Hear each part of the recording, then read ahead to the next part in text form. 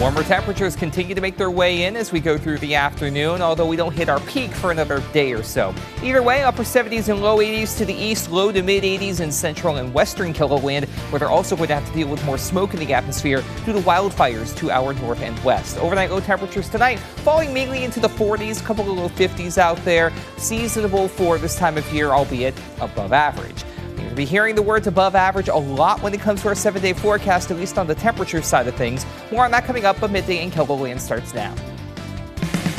Live from KELOLAND Media Group, Midday in KELOLAND. Highlighting the importance of fire prevention with free smoke alarm installations. Plus, as Florida recovers from Helene, residents are making final preparations for Hurricane Milton. I'm Cristian Benavides in St. Pete Beach with a potential historic storm surge. Good afternoon and thanks for having us in. One man will spend a decade behind bars after pleading guilty to sex crimes. Court documents say Carter Joe Tyree admits to using the app Reddit to talk to whom he thought was a 13-year-old girl. Turns out the girl was an undercover officer. Tyree admits to driving to Sioux Falls to meet the girl where he was arrested. Tyree was sentenced to 10 years for attempted enticement of a minor. A number of people are facing charges after a drug bust on the Pine Ridge Reservation. The Oglala Sioux Tribe Department of Public Safety says that over the weekend they made several traffic stops as part of the Safe Homelands effort. The department says the stops revealed several ounces of crystal meth, with multiple people taken into custody. Authorities say people should continue to report any tips they have about illegal drugs.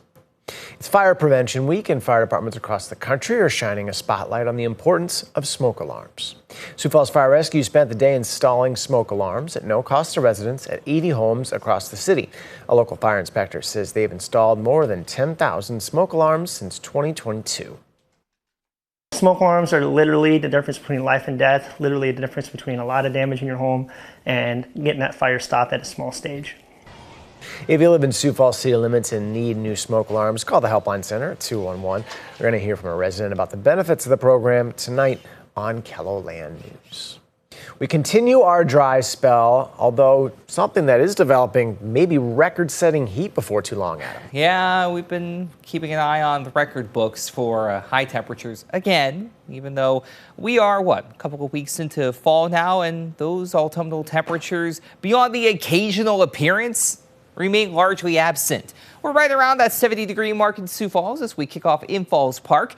South wind at 6 miles per hour, blue skies above. But you notice as we head toward Aberdeen, a little bit of haze there in the distance. That is some smoke. 64 with a view from our camera in Brown County. Also notice the trees coming into their own more and more, with some color starting to really come around. In Pierre, the smoke increases in the skies above. 65, a south wind at 3 miles per hour. And then we head over to Rapid City. More of the same, just like Pierre. You can see that smoke now also in the lower levels of the atmosphere. 75 southeast wind at 6 miles per hour. If you are susceptible to respiratory issues, especially in central and western South Dakota, please take it easy and take all necessary precautions, as air quality is unfortunately going to be compromised. We're at 62 right now in Huron, 64 Watertown, 70 for Phillip as well as Winter and Worthington, 73 Yankton and Spencer over in northwestern Iowa. Not much of a breeze to speak of right now to the south if you are East River, and a little variable in terms of direction out west around 5 miles per hour.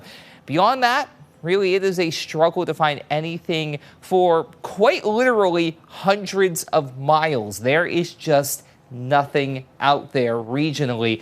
You have to head up to Canada to get anything nearby. Otherwise, if you want to stay within the continental United States, you have very few options that aren't Florida, which we will check on in a little bit, considering Milton continues to lurk in the Gulf of Mexico.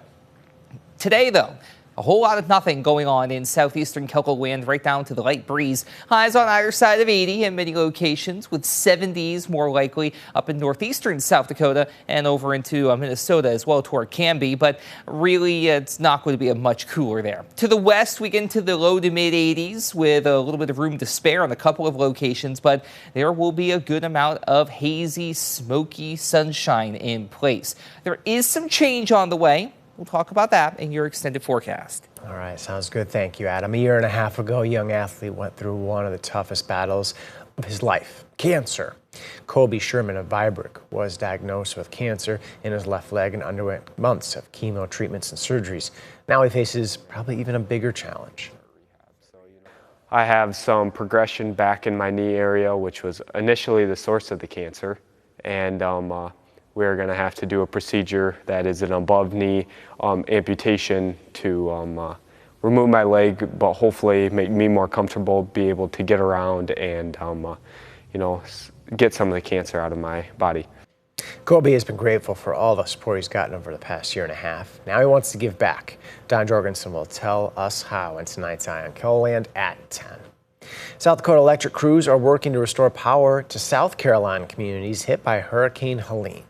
Both East River Electric Power Cooperative of Madison and Sioux Valley Energy of Coleman are working together with Blue Ridge Energy Cooperative, a South Carolina provider, to restore poles in remote areas hit by the storm. In total, 20 power linemen from 5 different companies in South Dakota are on their way to help restore electricity in an area of northwest South Carolina. They're expected to stay and work for 2 weeks. Hurricane Milton is knocked down to a Category 4 storm, but the warnings remain dire for Floridians in its path. The entire peninsula portion of the state is under some type of watch or warning. CBS's Cristian Benavides reports from St. Pete Beach, already hard hit from Helene. Orlando residents piled on at this sandlot, filling bags to shore up their homes as Milton barrels toward Florida. I have very expensive clothes. 78-year-old Suzanne Ferry packed up her car with what personal items she has left. The inside of her home in St. Pete Beach was destroyed in Hurricane Helene, and she barely escaped with her life. I was sitting on the top of the fridge, across, and the fridge slipped down. Then I fell in the water, then I hold, where the sink was. I tell my son in Vegas, I told him, I'm not going to make it. I'm gone. Now this barrier island community is in harm's way once again. You will die here if you don't move today. You will die tomorrow. You can't survive here. Milton battered Mexico's Yucatan Peninsula, raining down on the vacation haven. Hurricane hunters experienced heavy turbulence flying into the storm. Forecasters say the so-called dirty side, where winds are the strongest, is expected to fall over Tampa Bay. Even if it does weaken, you're still looking at a major hurricane. Florida Governor Ron DeSantis is warning residents the clock is ticking. Use today as your day to finalize and execute the plan that is going to protect you and your family. Another concern, debris from Hurricane Helene is still littering the streets in some parts of the state, posing a danger if it becomes airborne or if it's carried off by floodwaters. Drivers filled their tanks at this gas station, a lone structure surrounded by debris fields. The governor is assuring residents there is enough fuel, with more on the way. Cristian Benavides, CBS News, St. Pete Beach, Florida. President Joe Biden canceled his overseas trip and promised help before, during, and after the storm.